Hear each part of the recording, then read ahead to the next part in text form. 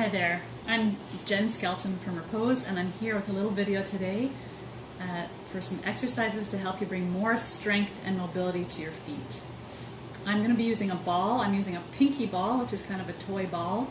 You could use a tennis ball, a lacrosse ball, a yoga tune-up ball, a ball from the dollar store. They all work great. So I'm going to give you a few exercises. We'll do everything on the right foot, but you can watch the video twice and do your left foot as well.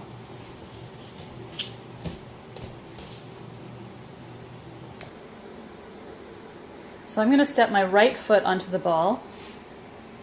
I'm going to place my arch. So you see I'm kind of putting the ball right in the arch, just in front of the heel. You can lift the heel off the floor a little bit and place a little bit, stand straight up and down and place your weight into the ball.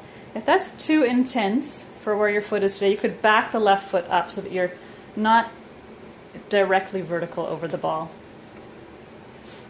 And then you can start to fan the feet from side to side. So now I've placed my heel down and I'm fanning the foot from side to side with my heel on the ground.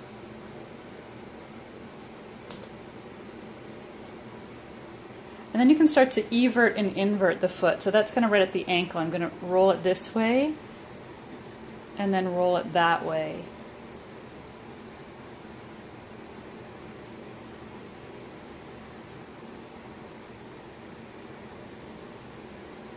Then I'm going to move the ball a little bit up, closer to the toes.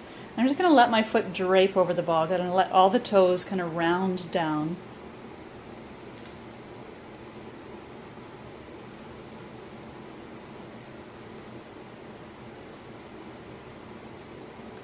And then I'm going to lift my toes up and I'm going to place the ball just right behind my toes, that transverse arch at the front of the foot.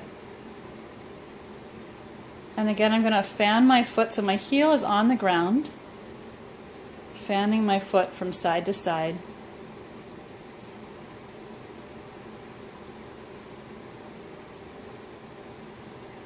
And then I'm also going to rotate this way, so I'm rotating my ankle.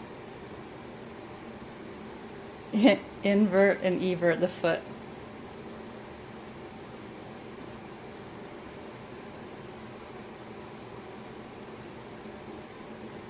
And allow the toes to kind of drape over the ball again, heels on the floor, and then extend the toes wide, spread them out. Draping the toes and spreading them wide. I'm going to take my foot off the ball. You can pause the video here and go back into your left foot on the ball. Now I'm going to do some different exercises. When you start these exercises, it's good training for the nervous system, but often the toes won't move at the beginning. So you can feel free to use your hand to guide your toes to get them to do what you want them to do. And over time, as the nervous system becomes used to the movement, you'll find that the toes will do it all by themselves. So the first one is I'm going to keep the 4 toes down, pressing into the ground, and lift the big toe as high as I can and hold that for a few seconds. Again, if you find that it's challenging to separate the movement of your toes, then use your hand to kind of hold those toes down and to gently lift the big toe up. As you do this more often, you'll gain that ability. And I'm going to put the big toe down, I'm going to press the big toe down and lift the 4 toes up.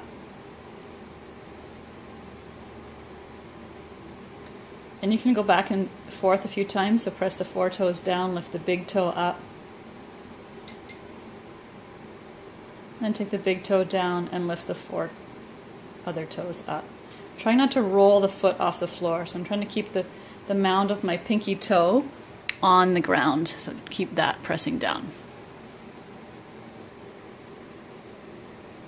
And you can lift all the toes off the floor, still keeping, again, the mounds on the floor, and spread the toes wide and release.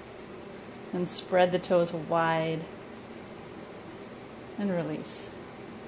And lift them all up and then try to place one toe on the floor at a time.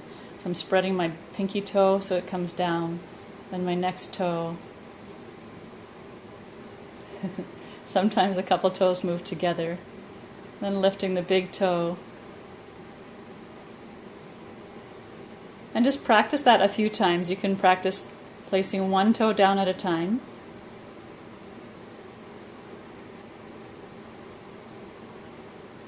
I'm finding it challenging to hold the camera and do this exercise. It's a bit of brain mental work.